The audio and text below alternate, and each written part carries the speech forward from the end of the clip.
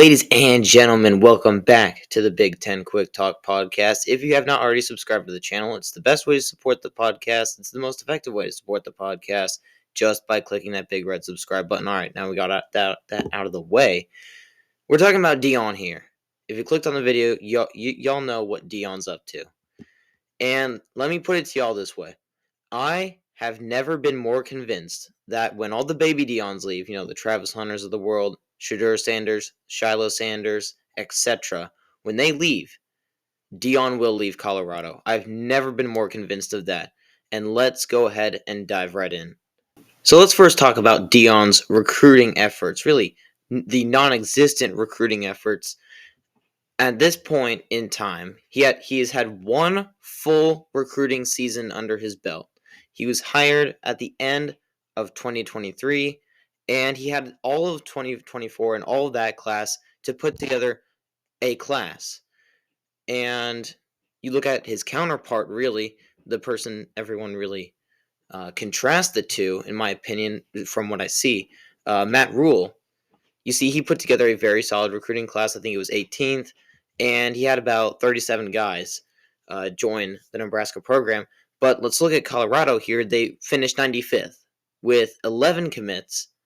Of course, one of them being Jordan Seaton, who was ready to play this year. He's a stud. But they rank 95th because he doesn't recruit players. He doesn't recruit at all out of high school. He's openly admitted that he doesn't recruit, really. He doesn't really recruit in-home. He doesn't really do that at all. So really, a lot of people lump in transfer portal with recruiting. I try and separate it. When you look at the transfer portal, that's a whole different can of worms here.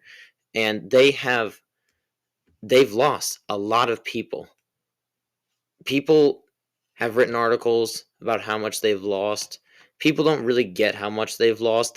Because they gained a lot. They were fifth, I think, in the transfer portal rankings.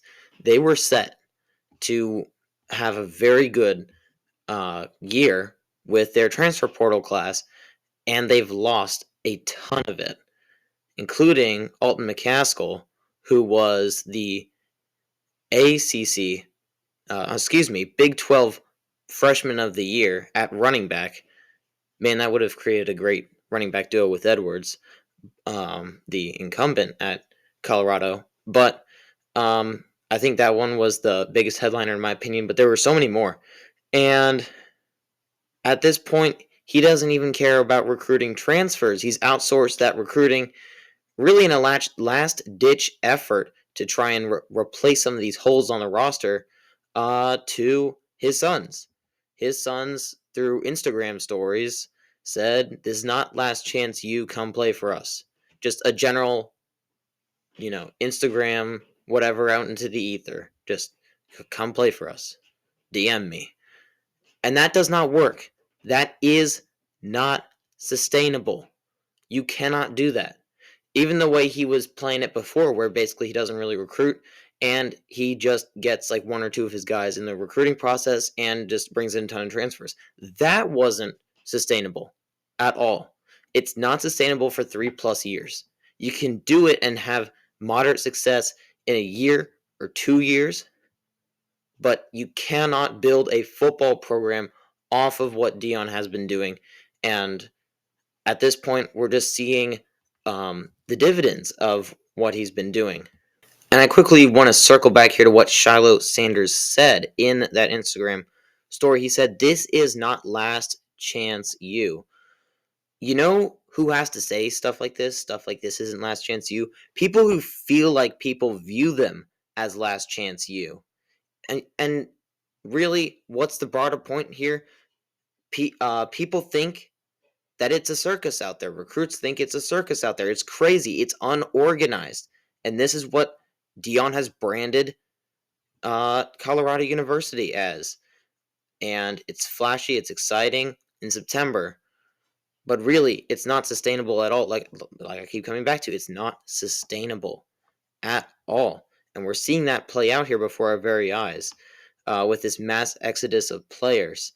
And it's not viable to run your operations when you have these players on social media casting this wide net, this shout into the dark, hey, come join us.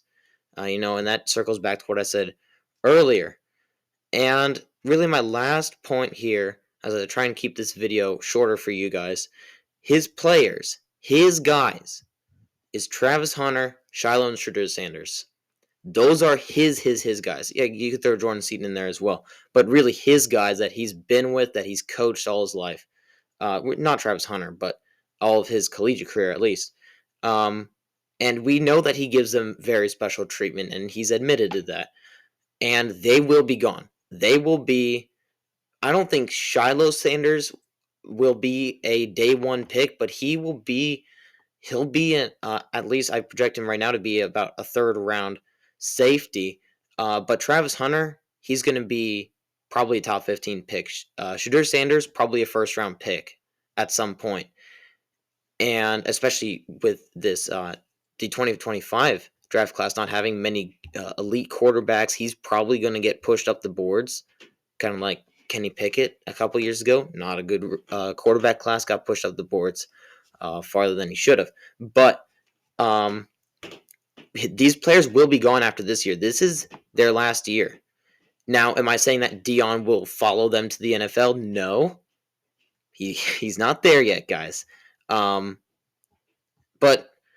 at this point, let's put it this way. I do like ego. I like confidence. I like optimism. Because, I'm an optimistic guy. I try and remain as optimistic as possible.